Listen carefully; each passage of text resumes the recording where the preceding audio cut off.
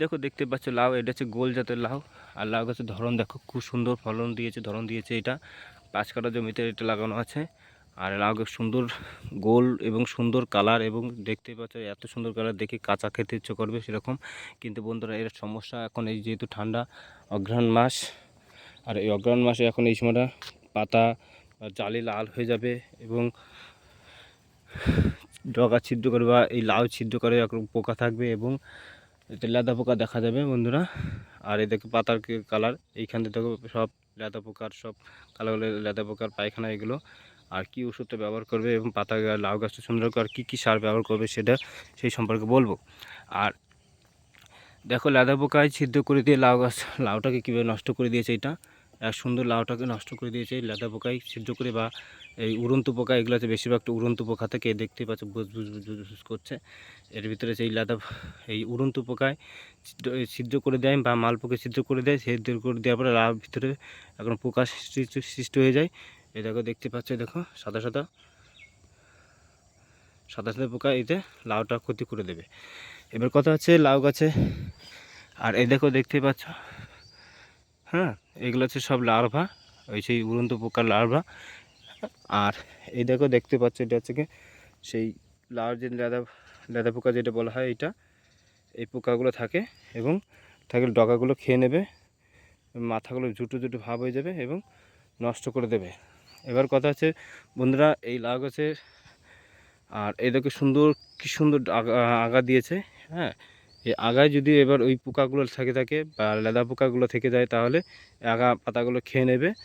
আর কথা হচ্ছে বড় কথা হচ্ছে যে এই দেখো পোকা, এই দেখো এই ছোটো ছোটো পোকা, হ্যাঁ জুম করে দেখিয়ে দিচ্ছি তোমাদের, দেখো এই হচ্ছে পোকা। এই পোকাগুলো আগাগুলো নষ্ট করে দেবে তুমি, তখন এই লাউ গাছটা বিরাট বড় ক্ষতি হয়ে যাবে। এবার কথা হচ্ছে বন্ধুরা, লাউ গাছটায় এখন উড়ন্ত পোকা থাকার কারণ, যদি তোমার কাছে মনোচিলটা থাকে, মনোচিলটা ব্যবহার করতে পারো। মনোচিলটা খুব ভালো কাজ করে, তুমি সেটা পটল গাছে ব্যবহার করতে পারো মনোচিলটা, এই উড়ন্ত পোকাটাকে থাকবে না। আর সবচেয়ে বন্ধুরা, যদি আরও যদি ভালো, এখন যেহেতু খুবই কম পাওয়া যায়, দুর্লভ প্রায়, সেটা হচ্ছে নোভানটাও ব্যবহার করতে পারো। ও লিটারে 1 থেকে 1.5 ml করে ব্যবহার করবে, উড়ন্ত পোকার জন্য বিরাট কাজ করবে। আর কথা হচ্ছে বন্ধুরা, আর তুমি দাগি বা পচার জন্য তুমি সার্ফটা ব্যবহার করতে পারো। সার্ফটা সুন্দর কাজ করবে। এটা সপ্তাহে অন্তত সপ্তাহে একবার করে ব্যবহার করবে, নিয়মভাবে করবে, দেখবে ভালো কাজ করবে। আর যদি মনে করো যে না, আমি ওতে ভালো দামি ওষুধ ব্যবহার করি, তুমি সেটা ব্যাবিস্টানটা ব্যবহার করতে পারো। ব্যাবিস্টানও ওটা স্প্রে করে দিতে পারো, সেটা দুপুরবেলা 10টা-11টার পরে দিতে হবে, তাহলে ওইটা ভালো কাজ করবে।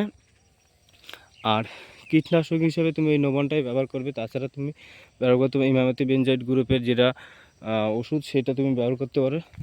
সেটা আছে তোমার টার্গেট, ওর সঙ্গে সাদা মাছের ওষুধ মিশিয়ে স্প্রে করতে পারো। এটা পটলেও ব্যবহার করা যায় যদিও।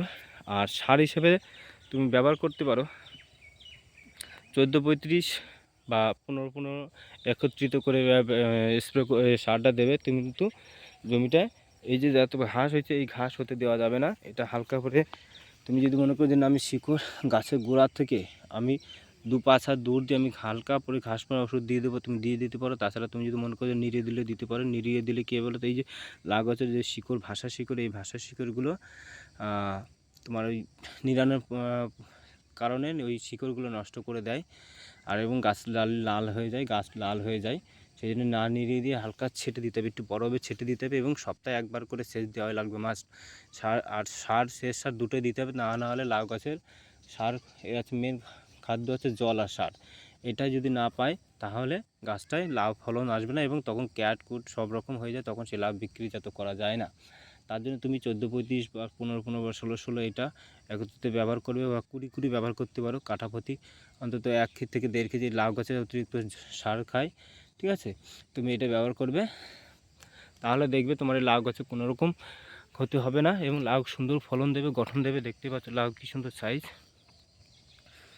দেখো।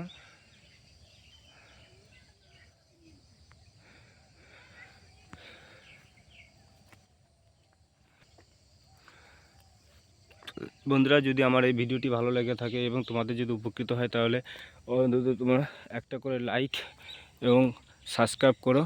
সাবস্ক্রাইব করার পরে প্রথমে পাশে থেকো, তাহলে আমার ভিডিও ছাড়ার সঙ্গে সঙ্গে তোমাদের কাছে নোটিফিকেশনটা চলে যাবে।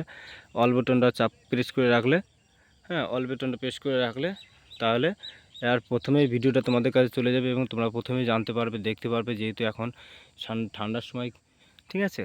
এবং তাহলে কি করে তোমার এই পরিচর্যা নিলে ভালো হবে সেই বিষয়টা তুমি আগে আগে জানতে পারবে এবং তাহলে তুমি উপকৃত হবে।